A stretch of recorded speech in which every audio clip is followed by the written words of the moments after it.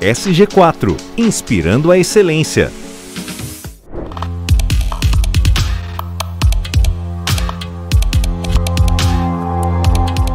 Olá pessoal, muito bom ter vocês aqui novamente no Gestão em Ação.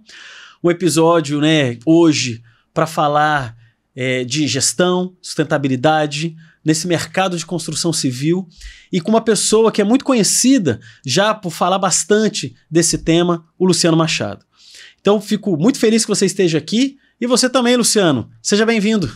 Ivo, muito obrigado pelo convite. É um prazer estar aqui nesse espaço tão respeitado que já passou tanta gente bacana e eu me sinto lisonjeado de poder sentar nessa cadeira aqui também. Ô, Luciano, o prazer é nosso. Tive a oportunidade de conhecer sua jornada através de diversos vídeos que você tem na internet, diversas comunicações, que é uma coisa que você faz muito bem. E sei que você é engenheiro civil, também com especialização em geotecnia, tem uma empresa, a MMF Projetos de Infraestrutura, uma empresa que já trabalha com grandes empreendimentos do Brasil. Conta um pouco da sua história, Luciano, pra gente, como que você chegou até aqui, sua jornada, que é muito rica. Obrigado, Ivo. Sabe que tá fazendo infraestrutura hoje não é um sonho assim que eu tinha no começo da carreira, quando eu fui para a faculdade. Quando eu fui para a faculdade fazer engenharia civil, eu pensava em fazer prédio, era essa a minha ideia. Legal. Pensava em fazer prédio. E aí, nesse sonho de fazer prédio, eu fui estagiário, meu primeiro trabalho fora a empresa do meu pai, que meu pai foi empreiteiro de obra, trabalhou em tudo na construção civil. E aí, fora meu pai, eu fui trabalhar, ser estagiário de uma empresa, aí fiz sim. Trabalhei em alguns prédios, mas logo depois eu saí para um contrato naquele boom da telefonia no Brasil, Perfeito. Que a Telefônica chega no Brasil, fui trabalhar na Telefônica. Que legal. E aí é a minha primeira experiência, assim, uma multinacional. Eu trabalhava no Brasil, mas tive contato com os espanhóis que estavam chegando aqui e tal. Esse contrato acabou, e aí, assim, foi uma época que eu era bem remunerado, assim, lá, menino ainda, né? Menos 19 para 20 anos. E aí o contrato acabou, eles quiseram me contratar, mas aí como estágio era para ganhar um sexto do que eu ganhava antes. Aí eu fui estagiar mesmo. Perfeito. Aí foi quando eu me encontrei na área comercial, comecei a trabalhar na área comercial, fui trabalhar fazendo divulgação de tubos e conexões. Que legal. Então trabalhei na área comercial com tubos e conexões e para poder suprir aquela dificuldade que eu tive de mudança salarial, quer dizer, eu trabalhei na expansão da telefonia por um tempo, por um período, agora eu viro estagiário na área comercial de novo, faltou dinheiro. E aí eu fui procurar um outro trabalho, entrei num banco. Então eu fui bancário também. Aí eu trabalhava à noite no banco, setor de compensação, essas coisas todas. Minha carreira no banco foi muito rápida, assim, a coisa aconteceu muito rapidamente, mudei de banco e aí tô ali com vontade de voltar para a construção civil. Bancos grandes também, aí estamos falando de empresas grandes também, multinacional. Para voltar para a engenharia, eu fiz entrevista em quase todas as construtoras. E a história era sempre a mesma. Mas você trabalha em banco, a remuneração de banco é diferente, a experiência é diferente, você não vai continuar. Eu falei, vou ter que sair de banco para poder voltar para a carreira, ganhar. E aí eu saí, voltei para telefonia, aí fui trabalhar na área comercial com telefonia. Aí trabalhei com telefonia móvel, trabalhei na Claro e na Embratel. Perfeito. Tô falando aqui das empresas, tô falando o nome delas. Aí. Então, tive algumas experiências com empresas multinacionais e aí fui trabalhar. Aí tive a oportunidade que eu queria. O que era? Eu queria voltar para a construção civil. E aí eu fui chamado pela Camargo para trabalhar na Camargo Correia Cimentos, que foi uma escola, assim como o primeiro banco que eu tive, que também foi uma escola enorme. Que a marca é Cauê. A marca Cauê até hoje, que eu tenho muitos amigos lá. Um abraço pessoal da Cauê. Gente bacana, assim. Dentro dessa experiência, Ivo, toda que eu tive, assim, e que eu trago até hoje, foi o tanto de dinheiro que as empresas investiram na minha carreira, na minha formação, nesse retorno que eu poderia dar. Então, isso é o que ficou de lição, assim, quando você tem essa oportunidade de investir em alguém, essa pessoa vai te dar o retorno. Que legal. E, Luciano, você vê que interessante, né? Primeiro, você contou muito rapidamente sua jornada e você vê o quanto de aprendizado que tem em tudo isso. E claro que, é como o início da nossa conversa, eu gosto muito de perguntar para o entrevistado como que você vê na sua jornada e como que você vê para o futuro, e hoje dentro da MMF, o tema gestão e sustentabilidade. Por que eu costumo fazer essa pergunta? A essência nossa aqui é levar a educação desses dois temas para quem nos assiste aqui na TV Cultura ou no YouTube.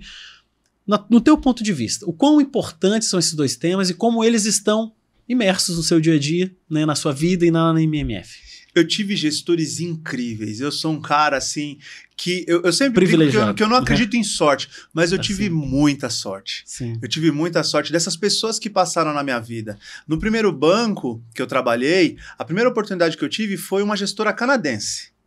Então ali eu vi uma diferença, assim, cultural, no trato, né? no cuidar das pessoas, né? E depois veio um carioca que ele me disse assim, porque o que acontece lá? O que acontecia no banco? Eles queriam que eu mudasse de área, e eu não queria mudar, e nem meu chefe queria que eu mudasse, nem o meu gestor queria que eu mudasse. Só que esse carioca, ele falou assim, você tem que entender que tudo que eu te prometer vai acontecer. Deuclésio Mendes, um abraço também, faz muitos anos que a gente não se vê. E realmente, ele falou assim, o que você quer pra vir? Eu falei, não, quando eu vier pra cá, era pra montar um processo, era pra ser líder de um departamento, eu quero ir trabalhar na área comercial, eu quero ser um gerente. Ele falou, não, na hora H vai ter. Eu falei, não, eu vou preparar as pessoas aqui pra você. E realmente, tudo que ele prometeu, eu fiz. Eu fui, fiz a implantação, né, e aí, quando eu saí, tinham 2 pessoas preparadas, que eram a Siri e o Sidney, que assumiram aquela operação. Então, gerir, eu relaciono diretamente com cuidado. É cuidado, é cuidar dos processos, cuidar principalmente e sobretudo das pessoas, né? No que a gente faz hoje na MMF, são as pessoas que são responsáveis para a gente poder prestar um bom serviço. Então, quando eu penso em gestão, quando eu penso em gerir alguma coisa, eu penso em cuidado, seja processo, seja pessoas, seja animais, Perfeito. Seja meio ambiente. Então, gestão eu relaciono com cuidado. E sustentabilidade eu relaciono com o futuro. A gente tem que sempre pensar que essa ação que a gente está tendo hoje, essa água que a gente está tomando aqui, ela vai ter um impacto no nosso futuro. Então, quando eu penso em sustentabilidade, eu relaciono diretamente com o futuro. Então, quando você vai tomar uma decisão de um projeto ali, que é o que a gente faz, pensando em sustentabilidade, qual o impacto que eu gero no futuro? Esse projeto que eu estou fazendo, ele vai conseguir fazer com que a gente tenha esse mesmo ambiente no futuro? Como é que isso vai ser transformado? Qual é a transformação que eu vou fazer? Ela é positiva? Ela é negativa? Qual é o impacto no meio ambiente? Então, quando eu penso em sustentabilidade, eu penso no futuro e qual é o impacto que a gente está gerando no futuro e se isso vai ser perene. Então, resumidamente, assim, pensando nessas 2 palavras isoladas, e a gente vai falar mais sobre isso, é assim que eu penso. Que legal. Luciano, você fez uma ponte que é a primeira vez que eu escuto, né? Primeiro essa parte de gestão do cuidado das pessoas, porque realmente isso aqui não é só método administrativo, isso foca muito nessa questão e a ponte disso com a sustentabilidade olhando para o futuro. Eu acho que primeiro que você vê, são engrenagens que rodam juntas, né? Sim. Uma depende e uma ajuda a outra, eu acho isso fundamental. E na questão de sustentabilidade, realmente, e aí entra com uma coisa que eu gosto de falar sempre, que a sustentabilidade é sustentar. Então, por exemplo, a MMF hoje, você é jovem ainda, mas daqui a 20 anos você vai desacelerar dentro da sua atividade. Eu espero 15, tá? 15, nem tanto. Né? 20 anos é muito.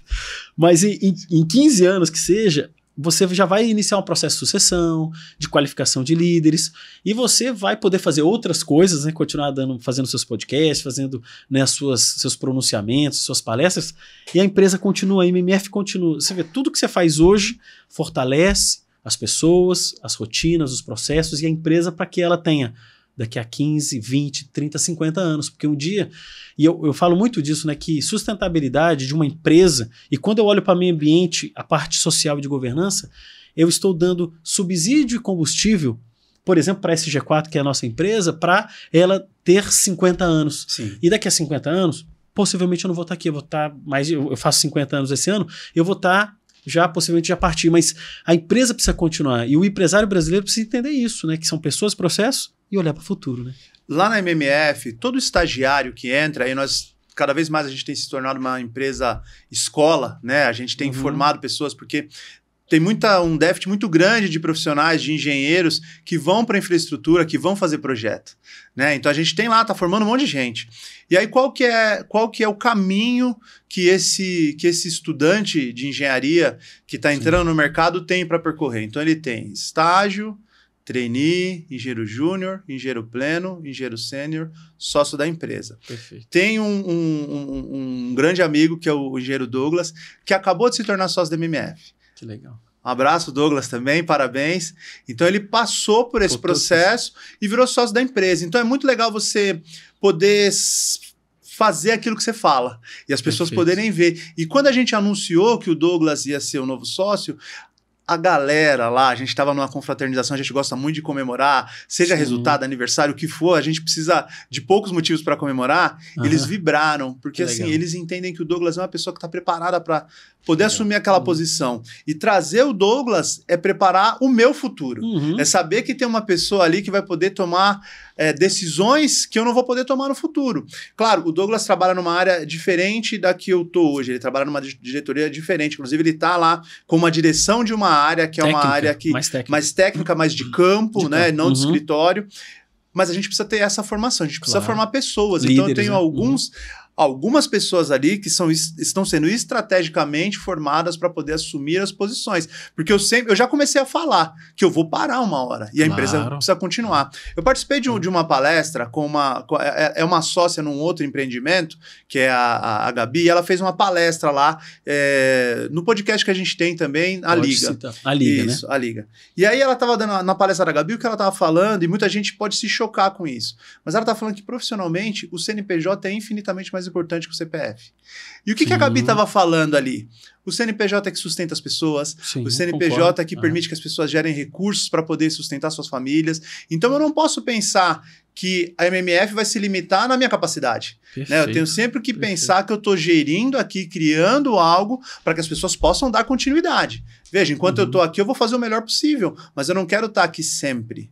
Você vê, né, Luciano? Nós somos pequenas empresas, né? A sua empresa e a minha empresa somos pequenos ainda, dentro desse encaixe que nós temos em relação a faturamento anual. Ainda não somos uma média, faturar lá uns 50 milhões, e nenhuma grande que fatura números milionários lá na frente. Mas somos pequenos.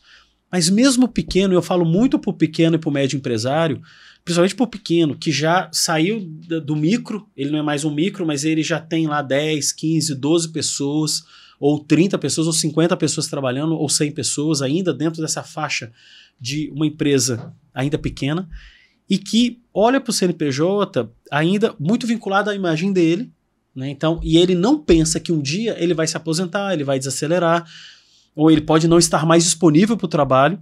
E a empresa como a Gabi, eu concordo com ela e com você, que ela é provedora, né? Provedora de trabalho, provedora de impostos, ela está ali entregando algo para a nossa sociedade, independente do segmento se é serviço ou produto, mas ela precisa perpetuar. Então, a gente trabalhar para ter uma empresa de 100 anos, por que não? E você está fazendo isso já, qualificando. O Douglas é um exemplo. Um profissional que entrou, ele foi pegando a cultura de vocês, a estrutura de trabalho, e hoje vocês, como executivos e sócios, têm a segurança de falar, o Douglas essa jornada, ele vai nos ajudar e contribuir com isso, né? Isso é muito inclusivo, respeitoso, e o Douglas vai continuar o CNPJ, porque um dia todos os seus sócios também vão envelhecer. Exato. E a empresa vai ficar com eles, né? E o Douglas um dia, seguindo, né, a jornada, pode ser o executivo da empresa. Hoje ele é um sócio, possivelmente minoritário ali, mas ele vai crescer e vai ser uma pessoa que no futuro você vai estar numa governança, num conselho junto com seus sócios, a empresa vai perpetuar, né? E que ela continue dando essa oportunidade para quem quer, porque não é todo mundo que quer. Não é todo mundo que quer ser empresário. Tem gente que não quer, que ele quer ali. O que ele gosta? Ele gosta de fazer projeto, ele gosta de calcular, ou ele gosta de projetar, ele quer continuar ali, mas tem gente que tem. E é natural, né? Eu vejo algumas pessoas lá, algumas meninas, já liderando naturalmente. Ela fala, o outro vem buscar conhecimento e essa pessoa tem total capacidade de ensinar, de mostrar, de direcionar, de mostrar qual que é o caminho. Então isso tem que ser perpetuado. A gente espera que, mesmo depois que a gente saia, os novos sócios continuem nessa direção de nova formação e ter essa ideia de que a gente tem uma vida útil. Eu acho que a área que eu atuo de infraestrutura, ela é muito tradicional. A engenharia civil, de maneira geral, no Brasil, ela é muito tradicional. E eu vejo o pessoal no largo osso. O pessoal no largo osso, fala, tem que dar vez. Eu já tô querendo dar a minha já. Luciano, tem uma história. Eu vou me permitir contar uma história que você que tem que usar a história, mas eu quero te contar uma história interessante. Eu dei consultoria na construção de Belo Monte. Legal. Todas as grandes construtoras estavam lá. Você chegou a passar por lá? Belo Monte, eu fiz negociação de cimento inicial lá via Camargo. Sim. E aí o Odak, que era o diretor, que foi quem conduziu, mas a estruturação inicial do fornecimento de cimento, eu participei lá na Camargo Correia Cimentos. Que legal, porque lá eram 37 mil pessoas. Um mundo. E quando eu fui lá fazer um trabalho, eu fiz um trabalho de desenvolvimento de líderes. Então tinha 400 líderes lá. Tinham várias salas, tinham pessoas de 73, 74, 75 anos, como encarregados ou mestres, muito experientes, na construção civil e lá. E eu conversei, mas como é que tá? Tá tudo bem? Não, eu não consigo ficar fora. O cara gosta daquele ambiente de obra, ele gosta daquilo. Então, isso que você falou tem muita verdade. E eu pude conviver com profissionais fantásticos, pessoas que já construíram 13 hidroelétricas no Brasil, 14, você vê. O Brasil tem muitas hidroelétricas. Então, esse grupo, e muitos vieram, né, são oriundos da Camargo, da Odebrecht, da Andrade, que são grandes construtores de hidroelétricas no Brasil, mas era um grupo grande de pessoas acima de 70, tinha gente de 75 anos. E produzindo, que eu acho que é positivo. Né? Eu acho que é positivo. Produzindo super bem. Mas tem que dar vez, dá para fazer consultoria, ensinar e tal. E sair um pouco dessa frente de campo que é muito forte. Uma coisa que eu percebi aqui, Luciano, no seu discurso, é o ambiente de liberdade que você dá lá na MMF, que eu acredito que você, né, valorize esse ambiente, de liberdade de trabalho, de delegação e responsabilização na sua entrega. Isso funciona lá da NMMF? Você valoriza isso? A gente volta para a questão da gestão, né? Uhum. E aí eu vou relacionar de novo com o cuidado. Uhum. Então a gente está sempre cuidando para que as pessoas elas possam ter segurança de assumir essa responsabilidade, de assumir essa delegação. Então a gente precisa mostrar essa segurança e dar a oportunidade para que a pessoa se desenvolva. Então, legal. Tem funcionado. O que está acontecendo e a gente está enfrentando esse problema agora é até uma dor aqui, depois você pode me ajudar com essa consultoria. Quanto mais a gente fica conhecido, mais as grandes vêm pegar a gente lá. Então, a gente forma, a pessoa está lá estruturada e vem uma grande e leva embora. A gente fica lisonjeado porque, claro. Vou pegar na MMF, né? Tem uma grande que levou 4 de uma vez. Sim. Né? Uma grande, bem grande, uma empresa de projeto bem grande. Mas a gente tem esse cuidado do preparo para que a pessoa possa assumir essa responsabilidade e tocar. Né? A gente perdeu para o mercado agora uma engenheira que ela é fantástica, começou o primeiro emprego lá com a gente, estava indo super bem. Na minha cabeça ela já era a próxima sócia, mas aí o mercado levou. E aí, assim, para ganhar bastante dinheiro, a gente fica feliz, porque a gente acha que é uma contribuição que a gente dá pro mercado, que tem uma escassez tão grande de profissional. Né? Mas é isso, funciona, tem funcionado dentro da gestão, dentro do cuidado, dentro do preparo, as pessoas precisam ser preparadas. A gente estava falando um pouquinho antes de começar o podcast aqui, né? Eu acho que eu falei isso aqui também, o tanto que as empresas investiram em treinamento. Perfeito. O tanto que eu me preparei através das empresas que queriam ter um resultado e enxergavam que eu poderia ser preparado para isso. Então a gente tenta fazer um pouco disso também. Isso a gente também acredita que faz parte da sustentabilidade da gestão. Quer dizer, você prepara o profissional para que ele possa ter um futuro longevo. Sim. É essa a ideia que a gente tem. Sim, é um desafio, sabe? Eu também passo por isso, tá? Isso, Luciano, é comum, porque é um profissional que a gente qualifica e a gente é muito atento a isso lá, porque, imagina, eu entrego know-how e conhecimento, então eu preciso qualificar um profissional que entra na empresa com todas as tecnologias de gestão ou de sustentabilidade que a gente conhece. Mas uma grande que tem um outro poder ali de negociação, tudo, e o nome também, eu já perdi muitos profissionais, não por conta de valor financeiro, a gente pagava exatamente a mesma coisa. Poxa, mas é uma empresa maior, eu posso ter mais possibilidade. E a gente respeita muito o voo de qualquer profissional, né? E a gente tem que respeitar sempre. O que a gente faz hoje, compartilhando com você, é muito uma visão de futuro. Nós vamos crescer e eu gostaria que você crescesse com a gente. Porque vocês vão crescer também. A MMF vai ser, com certeza, já está no crescimento e a gente, né, acompanha isso no nosso dia a dia. E eu sou muito transparente com o time para isso, para mostrar, olha, vamos crescer juntos. Lá fora você tem outras oportunidades também. Mas aqui, dentro da tua jornada profissional, escolher ficar com a gente é uma possibilidade de você ter oportunidades. É claro que a gente convida o profissional a uma jornada, né? Você convida dentro da MMF, eu convido na SG4, mas o profissional tem que tomar liberdade, ele sai, nós sabemos e respeitamos, né, a decisão, né, se a sua profissional decidiu sair, a gente respeita, né? Tem que respeitar. Mas tem que respeitar, necessariamente, né? Então, e isso é muito elegante, muito educado, né, da nossa parte como empregadores, né, como gestores de uma empresa, mas é um desafio realmente manter hoje. E hoje o mercado está aquecido e você com certeza qualifica bem, essa pessoa é elegível a uma coisa super legal e fora, numa vaga mais estruturada. Bem estruturada. Né? O Ricardo, meu sócio, ele é uma pessoa muito respeitada dentro da geotecnia. Perfeito. E aí a gente perdeu uma outra profissional né? Que quando ela foi fazer a entrevistadora falou, mas você trabalha com o Ricardo? Ela falou, sim, então vem. Né? E aí quando ela foi pedir, né, para sair, ela foi conversar com a gente, falar que ela estava saindo, ela contou essa história. Eu falei, mas você falou que você não é o Ricardo? Porque tem isso também, né? Você está começando, o Ricardo já está nisso há quase 20 anos. Mas a gente, um amigo do meu sogro, né, que se tornou meu grande amigo também, que é uma pessoa mais experiente, ele me disse uma coisa uma vez, e que eu levo para a vida. Quem é mais jovem precisa ter a experiência dele. Não adianta você falar que não case cedo, aproveite mais a vida, se estruture mais. Se um jovem decidiu casar, ele vai casar, porque é a experiência dele. É muito difícil para um jovem olhar para quem já teve um casamento cedo e falar assim, não vou passar por essas coisas. Ele quer passar, porque é a experiência dele. Então, muitas vezes a gente fala, você vai para uma empresa grande, você tem que tomar cuidado para não ser só um número. A competição é outra. Aqui a gente faz festa todo dia para comemorar as nossas conquistas. Lá não, lá é uma conquista mais individual, ou na grande maioria das empresas era assim, eu espero que esteja mudando, tem alguma mudança que eu conheço, sim, mais de perto em empresas grandes que a gente atende, mas na generalidade é isso, né, você vai ter ali uma luta mais individual para poder conseguir seus resultados, então a gente até fala, mas volta lá na experiência do amigo. Cada um vai ter que ter sua história, cada um vai ter que ter sua experiência, não tem jeito. Não tem jeito. E essas escolhas, né, eu acredito muito que sejam importantes para a formação da pessoa, profissional, para o caráter dela, para a estrutura de vida, para os valores. Então eu respeito muito sempre todo mundo que já... Imagina, hoje já passaram mais de 380 profissionais lá com a gente.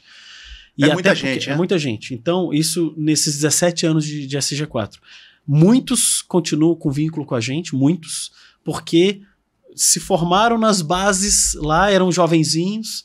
Hoje tem 45 anos, tem 40 e poucos anos, então são pessoas já que assim, começaram lá com a gente. Então quando a empresa começou eu era mais jovem e eles vieram acompanhando, alguns saíram, mas são amigos nossos até hoje. Mas a gente deixou alguma coisa dentro deles. Vocês da MMF, como você e o Ricardo, deixam algo dentro dessas pessoas. E eu tenho certeza que muitos têm vínculo com vocês até sem hoje. Dúvida. De vocês antigos de mercado, sabem dos valores, da ética, da entrega técnica que vocês se comprometem. E esse vínculo é muito forte, né, para o futuro. Né? Tem um negócio que a gente acreditou e que deu certo há 6, 5 anos atrás. Esse ano a gente completa 10 anos. Que é dentro da sustentabilidade você gerar impacto coletivo. A gente acreditou nisso lá atrás, há 6 anos atrás. Antes de ouvir falar do ESG, então a gente não tinha esse conceito ainda, mas a gente já nasce uma empresa com esses conceitos. Então, o que a gente acreditava e o que nos mobilizou nessa direção? Ricardo trabalhou nos acidentes de Teresópolis e Nova Friburgo. Tá? Então, assim, logo depois do acidente, que morreram quase 1.000 pessoas por conta de desmoronamentos, tudo. Foi muito forte. E aí, ali, é quando a gente se conhece também, ali, 2012. Por que não foi feito nada? Com tanta tecnologia, com tanto conhecimento de engenharia e geotecnia, por que não estava sendo monitorado? Então a gente se une nessa direção. Vamos fazer alguma coisa diferente? Vamos colocar uma empresa, que é a nossa, para poder pensar diferente do que se faz hoje, que é atuar depois dos acidentes? Isso engaja muito. E essa galera jovem, tem muita gente que está lá hoje, muita gente que recebeu proposta para ir embora e não foi, porque acredita nesse impacto coletivo, nesse propósito. Então, qual que é? A gente vai gerar um impacto dentro das comunidades, a gente vai gerar um impacto dentro das famílias, a gente vai gerar um impacto nessa área que é uma área mais desprivilegiada, nessa área onde tem pessoas que estão em situação de vulnerabilidade. Hoje, nem todo mundo pensa só em dinheiro. Essa galera jovem, eles querem um propósito. Nós temos lá um propósito legítimo que surgiu de um trabalho, que a gente teve a oportunidade de estar lá, de ver o sofrimento das pessoas, de gerar um impacto também positivo, né, de fazer a recuperação ali daquela área. Então, eu acho que isso é também um caminho de deixar, né, como você disse, essa marca nas pessoas, de que nós estamos ali tentando fazer algo diferente pro coletivo. Muito bom. Luciano, chegamos aqui no final do primeiro bloco da nossa entrevista. Eu vou pedir rapidinho um intervalo, a gente volta aqui com a segunda parte da entrevista com o Luciano Machado. Até lá! SG4 Treinamentos, capacitando talentos, impulsionando negócios. Seguindo aqui, pessoal, no segundo bloco com o Luciano Machado. Luciano, como que vocês hoje lá na MMF estão conduzindo projetos na área de sustentabilidade. Fala um pouco dessa... Como é que vocês olham esse tema tão importante? Que ações que vocês têm desenvolvido ou projetos? A MMF recentemente se tornou signatária do Pacto Global. Perfeito. Então a gente está lá nas metas dos objetivos do desenvolvimento ODS, sustentável, né? Todos. as ODS, Perfeito. Objetivos de Desenvolvimento Sustentável. E aí, o que a gente acredita? A gente acredita que no Brasil o nosso grande problema em relação ao aquecimento global é a queimada na Amazônia, e que é algo que a gente tem total condição de controlar. Pensar em redução única e exclusivamente como ação de problema climático, a gente entende que é pouco. Então a gente está se propondo a fazer algo diferente no sentido de preparar as cidades, de termos cidades, né, as cidades inteligentes, mas não, e Curitiba acabou de ganhar agora como a cidade mais inteligente do mundo, mas não só na questão de você ter essa questão tecnológica, de tudo interligado, mas sim da cidade estar preparada para poder receber as chuvas e que não morra mais ninguém. Isso é um sonho que eu comecei a falar 3 anos atrás, que era um sonho para 10 anos, eu já tenho só 7. Então o que a gente está fazendo pensando nessa questão climática, pensando na sustentabilidade do país? Que as cidades sejam preparadas, que a gente possa fazer os projetos de drenagem, que a gente possa fazer os projetos de infraestrutura, para que as pessoas não morram mais, as chuvas elas vão ser cada vez mais violentas. Se a gente cumprir a meta de aquecimento global, que é 1,5 graus, as chuvas vão ser muito maiores do que a gente tem hoje, e a gente está falando de aquecimento, enquanto a gente deveria estar preparando as cidades. Então hoje a gente tem feito isso, trabalhar de forma independente, para que a gente possa propor, muito brevemente você vai ver a gente falando disso, projetos de macro, micro drenagem e infraestrutura para que as cidades sejam preparadas, para que a gente não sofra mais tanto, nem com enchente e nem com acidente de deslizamento de terra. Outra coisa que nós fizemos e que nós enxergamos uma oportunidade que tem dado resultado é olhar para um continente africano, que tem países menores e que muitas vezes ele tem dificuldade de ter uma empresa mais estruturada. Para uma empresa grande, talvez não seja interessante, mas para empresas pequenas e médias, você ir para um país onde ele tem lá a Europa olhando para ele, os Estados Unidos olhando para ele, muitas vezes tendo condição de financiamento, mas não tem as empresas que estão interessadas para ir para aquele país. Então isso a gente tem feito. Qual país que vocês têm ido lá? A gente tem muito respeito pelos lugares onde a gente chega. Que legal. Então, o que a gente vê, Ivo, o que acontece? A cultura é algo que impacta. Então, para diminuir essa resistência cultural, nós optamos pelos países de língua portuguesa. Né? Perfeito. Países de língua oficial portuguesa, os PALOPs. Então, nós estamos em Cabo Verde, é a nossa primeira parada, né? No meio do Atlântico, um arquipélogo com 11 ilhas, sendo 10 delas habitadas. E nós estamos inicialmente na Ilha de Santiago. Né? Em todas as ilhas, nós iniciamos por a Ilha de Santiago. Município de Praia, nós estamos fazendo um projeto de macrodrenagem lá. Qual que é a característica daquele país maravilhoso? Ivo, pensa num lugar maravilhoso. Cabo Verde é maravilhoso, o povo maravilhoso. E aí, o que eles têm de característica climática? Chove mais ou menos 10 dias por ano. Só? Só. 10 dias por ano. Quando chove, alaga tudo. Nossa, mas... Eles estão mais no meio do Atlântico. Qual que é a linha ali? Eu não sei onde é que ele fica. Ele está... quando você pensa no norte... mais norte da África ou mais perto de... Aqui mais, de Angola? Mais pro noroeste aqui. Noroeste da África. Noroeste da África. Então, quando você... A gente tinha um voo aqui do Nordeste, que era um voo de 3 horas. Então entendi. É perto. Hoje não. Hoje, para fazer esse trajeto, eu tenho que ir até Lisboa, passo por Cabo Verde e depois eu volto. Mas esse voo deve estar para voltar. Então, a característica climática deles é essa. Então, chove pouco. Chove pouco, mas quando chove, alaga tudo. Então, qual que é a nossa proposta lá? Fazer uma barreira, né? Fazer diques e barragens, para que a gente possa utilizar essa água da chuva e permitir que o escoamento seja controlado para que a gente não tenha mais inundação. Então é o que a gente acredita do ponto de vista de sustentabilidade.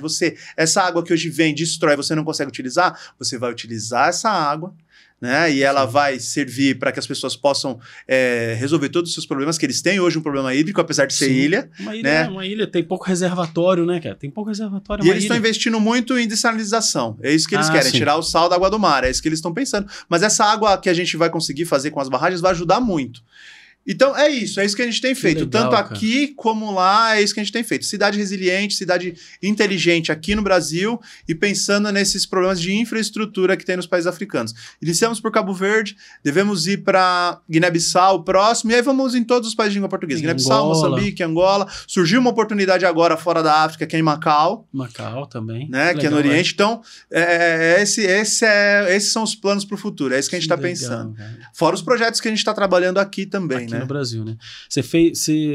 A gente também estava aqui, antes da gente começar o podcast, Luciano, você falou uma coisa que ficou aqui na minha cabeça, né? Um país ou uma cidade, ela precisa pensar, obviamente, em infraestrutura, né? Vocês são especialistas em infraestrutura, essa parte de geotecnia, né, da dinâmica do solo, tudo está sustentado ali, né? Então, isso é muito importante. E quando você tem uma cidade que tem, por exemplo, existem muitas cidades no Brasil que são cidades, né, que têm uma geografia, por exemplo, de morro ou de montanhas, e quando chove, se a encosta não está protegida por vegetação e você começa a acumular água ali no solo, ela desliza, porque as raízes não conseguem segurar, mesmo, até porque quando a chuva é muito forte, desce tudo, né? Sim. Desce tudo. A grande pergunta é, por que a gente hoje, não só o governo, mas as instituições privadas ou a própria ONG, não olha preventivamente para isso, né? Eu acho que isso é uma discussão interessante de a gente colocar aqui com a tua contribuição, porque você sabe pensar e trabalha já dessa forma. Como que a gente pode contribuir com um governador ou um prefeito de algum município que hoje tem essa realidade?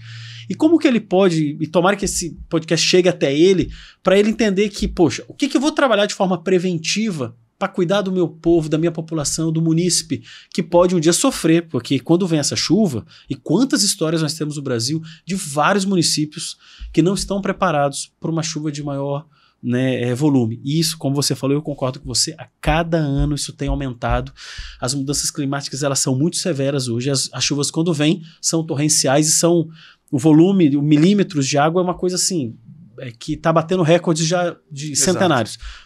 Como trabalhar preventivamente? A gente tem um programa, e aí você levantou essa bola, eu vou ser obrigado a chutar. Pode chutar à vontade. Que chama De Olho na Encosta. O que o De Olho na Encosta se propõe? É um projeto, a gente iniciou com um projeto piloto em Campos do Jordão, tá lá, uma parceria que a gente tinha com a Prefeitura de Campos do Jordão. Eu tô falando no passado porque a gente está em questão de renovação de contrato, o contrato venceu e nós estamos renovando, o investimento é todo nosso, mas a Prefeitura ela tem uma responsabilidade do ponto de vista da defesa civil, do ponto de vista dos sinais de alerta, a gente teve alguns sinais de alerta lá. Então, o que esse programa se propõe quando a gente pensa nesse programa em larga escala?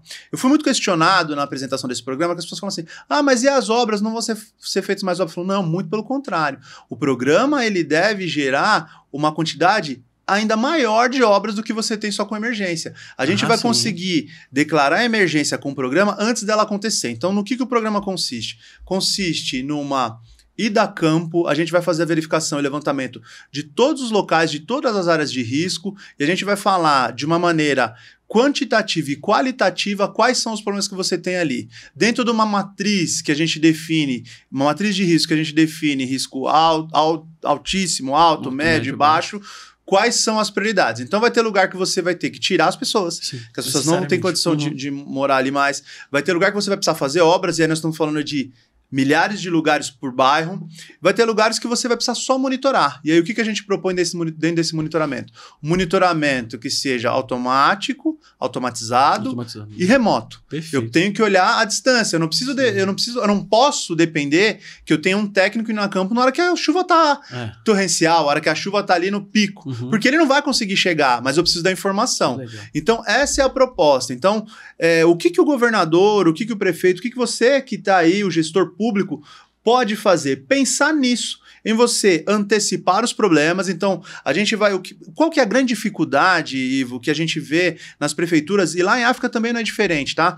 Eles têm muita dificuldade de ter projetos para que eles possam contratar as obras. Essa é uma dificuldade das prefeituras menores enorme, assim. E dentro disso, o programa se propõe a você ter anteprojetos ou projeto básico ali, para que ele possa contratar as obras, fazer as licitações, já com um projeto executivo atrelado, dando continuidade àquele anteprojeto, àquele projeto projeto básico para que a coisa saia. Então o programa tem essa pretensão de ter esses projetos, esses anteprojetos, para que as obras saiam e que você consiga colocar a coisa de modo estruturante. Porque qual que é um problema? Se a gente olhar para São Sebastião e para os vídeos que a gente tem em São Sebastião, as pessoas, enquanto elas estavam fugindo, quando elas estavam saindo dos locais, elas correram para o fluxo de detritos, elas correram para a lama.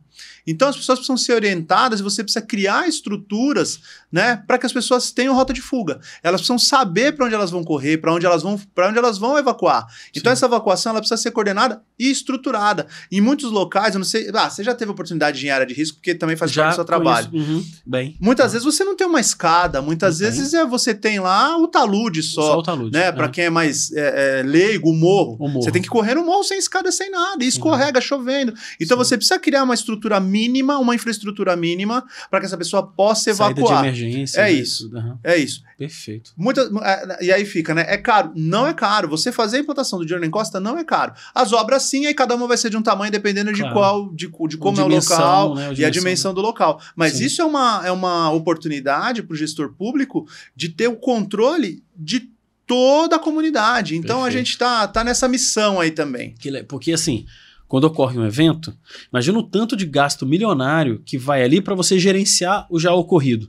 Se já existe risco e já chove muito naquela localidade, tem muitos taludes, tem muitos morros, e se você consegue preventivamente usar esse dinheiro, você vai preservar vidas, né? Porque quando tem o desmoronamento, leva a família, leva tudo, né? Então, trabalhar antecipadamente, você salva pessoas, né?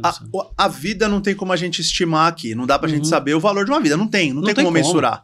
Mas existe um estudo japonês que recuperar um local depois do acidente é em torno de 9 a 10 vezes o valor que você teria se você tivesse feito de forma preventiva. Então é isso, o custo é infinitamente maior. Que fantástico, fantástico. Luciano, terminamos mais o segundo bloco aqui, foi muito rápido. Voltamos daqui a pouquinho no terceiro e último bloco com o Luciano Machado. Até lá, pessoal. SG4 Soluções Integradas. Consultoria estratégica para um futuro sustentável. SG4 Gestão Ocupacional. Trabalhe com segurança, viva com saúde. Voltando aqui, pessoal, para o terceiro bloco, né, e último bloco com o Luciano Machado, eu quero fazer uma pergunta para o Luciano sobre, né, inclusão, diversidade. Como é que hoje a MMF, eu sei que a MMF já tem programas para isso, explica como esse tema hoje favorece, ajuda e constrói a empresa de vocês. Luciano, por favor. Oi, você sabe que a MMF, ela nasce já como uma empresa muito diferente das demais. A MMF não foi idealizada por mim, o idealizador da MMF é o Ricardo, e o Ricardo me convida para ser um dos 3 sócios, com 33%, né, com 1/3 da empresa, e para ser a cara da empresa. Então eu vou para o mercado sendo um sócio fundador negro, sendo um dos únicos na área, né? Eu conheço nenhum outro sócio de empresa de projeto de infraestrutura. Conheço sim, construtora, empreiteira, tem alguns colegas, alguns pares negros. Então a gente já começa um pouco diferente. Quando a gente começa a ter alguma visibilidade, eu vejo que os meninos pretos de engenharia começam a olhar para o trabalho que eu estou realizando lá e mandar currículo. E aí a gente tem, nós já falamos um pouquinho do Douglas aqui, o Douglas entrou para ficar 5 meses. E aí ele entra num projeto bastante importante para nós e está lá há 5 anos e virou sócio. O Ricardo, ele olha para essa oportunidade do Douglas e enxerga o seguinte, esse cara deu a vida aqui. O Douglas é um homem preto. O Douglas é um homem preto retinto.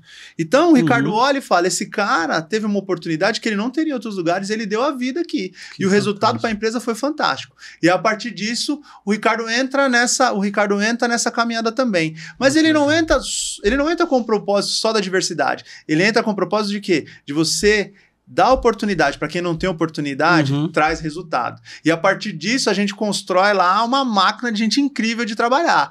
Uma máquina no sentido que ninguém me interprete mal, no sentido de pessoas boas, né? Que trabalham lá e que estão lá aproveitando essa oportunidade, porque uma pessoa que não tem oportunidade não sabe quando ela vai ter outra.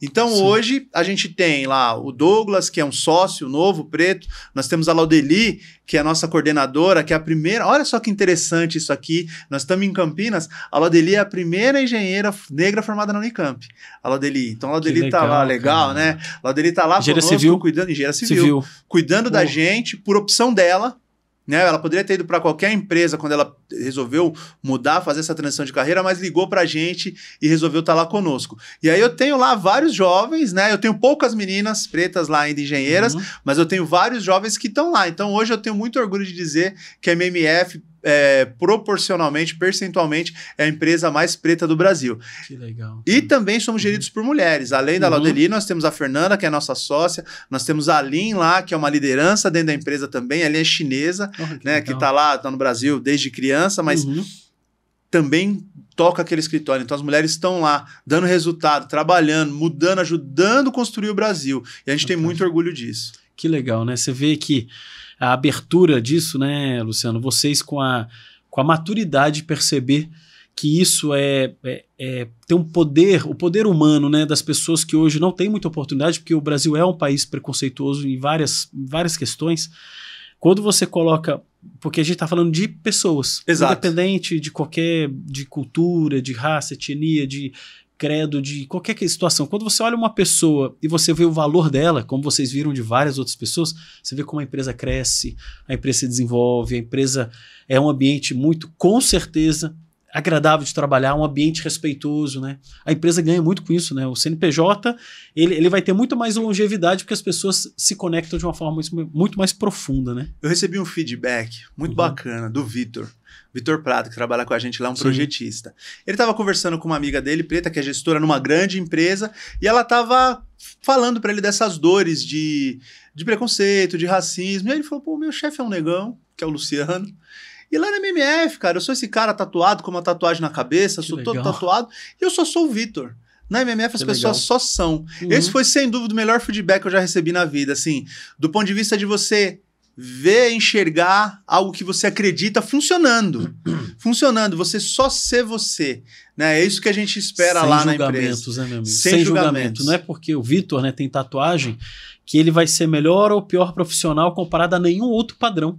Porque o Vitor tem tatuagem, ele gosta, e tatuagem é realmente algo muito bonito, e a pessoa se sentir acolhida e sem preconceito, porque tem muita empresa que não contrata porque a pessoa tem uma tatuagem, mas por que isso? O que faz diferença? Mas o preconceito, ele realmente não tem a mínima...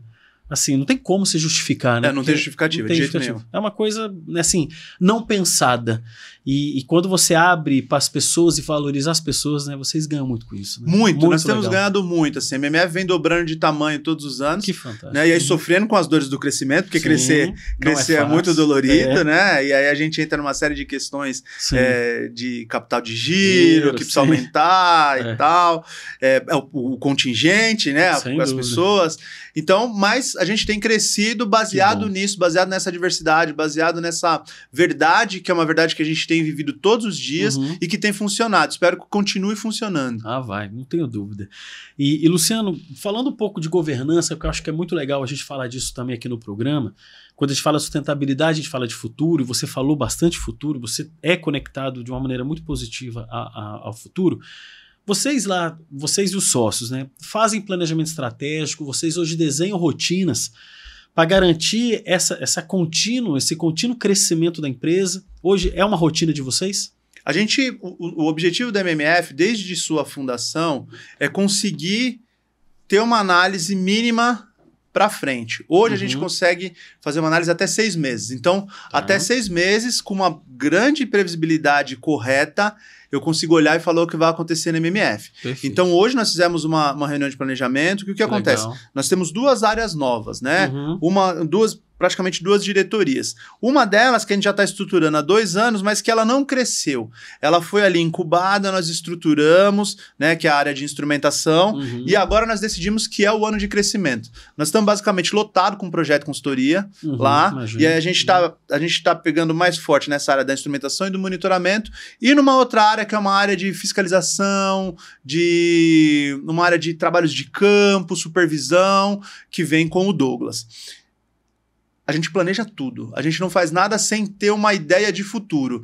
E aí, para você que está ouvindo a gente aqui, dá muito errado. Você faz o planejamento, ele não acontece, você vai e replaneja. Você faz o ajuste. Né? Então, assim, planejamento estratégico o tempo inteiro. A gente faz planejamento estratégico o tempo inteiro.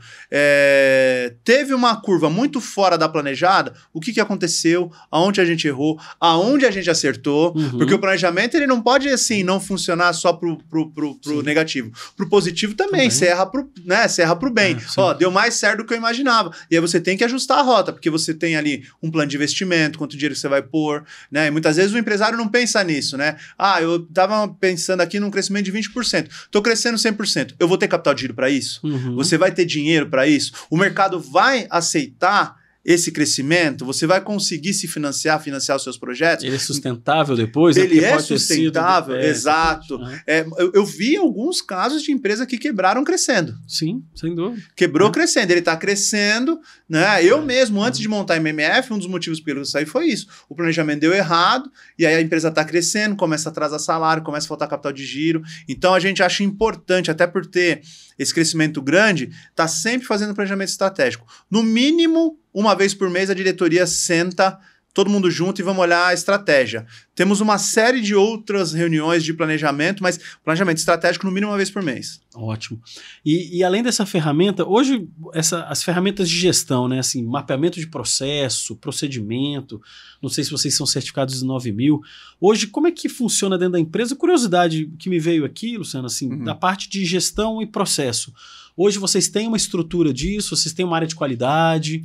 Como que funciona, de curiosidade? Que, assim, a Fernanda, ela é, além de ser engenheira civil e geotécnica, ela também tem um MBA em gestão, né? Então, ela me introduziu algumas ferramentas do sistema ágil, né? Então, sim, que legal. Eu não conheci o Kanban, por exemplo. Sim, quem trouxe para nós foi a Fernanda. Então, a gente está sempre tentando colocar ferramentas que consigam agilizar esses processos, que consigam deixar a coisa de uma forma inteligível para todo mundo, que seja uniforme. É importante que o profissional que está no projeto A consiga ter a mesma uniformidade do que está no projeto B e que eles consigam interagir. Então eu tenho sistemas que permitem que eles possam olhar um para o projeto do outro, né? E muitas vezes isso é uma planilha Excel. Tá? Uma planilha Excel lá, bem estruturada, mas hoje eu uso, dentro dos programas, eu uso sim algumas ferramentas do sistema ágil, sempre no objetivo de facilitar e dar uniformidade para os processos. Eu acredito, naturalmente eu acredito nisso porque eu vivo isso e a gente trabalhou muitos anos implantando isso em empresa. Uma empresa que tem gestão, ela é muito melhor do que a que não tem. Então isso é um fato, porque você estabelece como faz, o que fazer.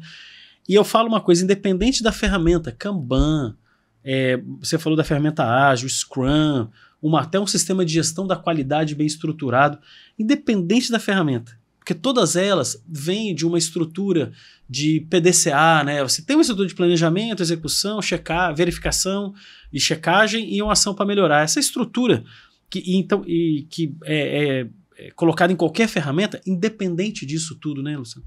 São as pessoas que operam elas, né? Então, é o seu time que acomoda, que coloca, que implementa, que estrutura essas ferramentas. E a empresa, eu não tenho dúvida que vocês estão crescendo porque o time, né, da MMF está hoje trabalhando de uma forma, de uma engrenagem colaborativa.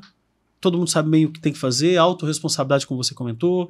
A pessoa está trabalhando de uma forma dentro dos princípios da gestão, né? E vocês, como executivos, junto com... Porque essa é a tua função, né? Você, como executivo, um dos proprietários, trabalhar a parte de planejamento estratégico, direcionamento, propósito, e o time dentro de processo, né? Então, vocês vão crescer muito mais, com certeza, e que seja um crescimento muito forte, mas... Tendo esses dois pontos funcionando, a empresa, né, voa, né? Tem um ponto que você tocou aqui, que isso é uma dor, que a gente tem que melhorar, que é a questão do processo de qualidade. A gente tem um processo de qualidade? Sim, a gente tem um processo de qualidade. A gente tem ali os responsáveis para que os projetos sejam verificados, sejam olhados, mas eu acho que a gente está chegando no ponto de ter uma área de qualidade. Ter uma área específica de qualidade que a gente ainda não tem. A qualidade está muito dentro de cada uma das cadeiras ainda de gestão e uma pessoa dedicada para poder fazer essa análise da qualidade, se o projeto está bem, se não está. Mas eu acho que a gente já está chegando nesse ponto de ter uma área específica de qualidade. Estamos pensando nisso. Ainda não está no papel, ainda não está definido, mas acho que a gente chegou nesse momento. Que legal. Você sabe, Luciano, que muita gente, vocês que conseguiram internalizar isso nas pessoas, hoje você vê a necessidade dessa pessoa para ajudar na catalisação desse processo. Tem muita gente que critica isso e pode escutar e falar, não, mas eles estão agindo errado, porque não pode tirar a qualidade das áreas e colocar numa pessoa. Só que tem um detalhe. E aí, explicando que eu concordo plenamente com você nessa sua metodologia. As pessoas internalizam qualidade, mas é importante ter uma referência. Exato. Eu não vou falar a palavra tutor, mas uma pessoa que explique para as áreas como manter tudo isso de uma forma organizada, porque cada um tem também uma percepção de qualidade, é uma coisa também muito subjetiva. Sim. E aí ter um gestor, um líder para esse tema, você qualifica melhor. É que muita empresa faz o quê? Desloca isso para uma pessoa e esquece de manter a célula viva de qualidade entre as pessoas. Aí desloca tudo para esse cara, para essa pessoa, para esse homem, para essa mulher aqui, só que ele nunca vai conseguir fazer qualidade de forma ramificada e capilar. Quem faz são os projetos, seus diversos projetos. Mas ter uma referência de uma pessoa que fala como que vai trabalhar os registros, a documentação, a avaliação de cliente, essa pessoa ajuda todas as pessoas de processo. Então você está agindo correto. Essa pessoa vai ajudar vocês a manterem essa estrutura dentro de um patamar equalizado. Porque pode ter uma área ou outra que trabalha diferente do tema. Mas essa pessoa vai equalizar e isso vai ajudar muito o crescimento de vocês. Né? Concordo. A sua fala vem de encontro com o que eu penso. Como eu penso essa pessoa, como eu penso essa área? Eu penso um facilitador. Perfeito. Ele é uma pessoa que vem para facilitar o processo. Perfeito. É isso. Ele não vem para ser um fiscal, para ser um cara que vai punição, esse tipo de coisa. Não, ele vem para facilitar o processo. Veja, a gente tem esses pontos aqui para poder equacionar. Perfeito. E a partir daí o time vai andar. Perfeito. Muito bom então, Luciano, muito bom ouvir você, a sua história. A gente tem um alinhamento de entendimentos empresariais em gestão, sustentabilidade muito grande. Parabéns pela jornada, né? Não só a sua jornada, mas também da MMF, que vocês sejam assim brilhantes como estão sendo por muitos outros anos. Torço pela equipe também da MMF, que todos cresçam bastante. Então, muito obrigado pela sua visita aqui. Ivo, muito obrigado pela oportunidade. Foi assim, uma experiência muito boa. Você me deu consultoria aqui. Puxa, eu vou levar muitas das coisas que nós conversamos aqui. E quero agradecer o seu público, o público do Gestão em Ação. Obrigado pela oportunidade. Espero que vocês tenham gostado. Espero ter contribuído de alguma forma. E eu acho que às vezes a gente fala sobre gestão, sobre sustentabilidade. E quem está começando pode ficar um pouco preocupado, achando que é difícil. E aí eu vou voltar lá para o começo. Cuidado e pensar no futuro, vivendo o presente. Viva o presente, é hoje que faz a diferença, mas você tem que pensar se aquela ação que você está tendo hoje, ela vai ser perene, ela tem futuro e ela não vai prejudicar ninguém. Então, boa sorte, obrigado mais uma vez, obrigado, Ivo. Parabéns pelo trabalho aqui de vocês e contem comigo pro que precisar. Com certeza, Luciano, muito obrigado a você. E você que assiste aqui o Gestão em Ação, muito obrigado também. Espero que a história inspiradora do Luciano faça parte aí, né, das suas lembranças e que ele, né, as sementes que ele deixou, né, sejam aí frutíferas na sua vida. Então, pessoal, muito obrigado. Até o próximo episódio. Que bom que você está aqui com a gente na TV Cultura e também no YouTube. Um prazer sempre estar ao seu lado. Até breve.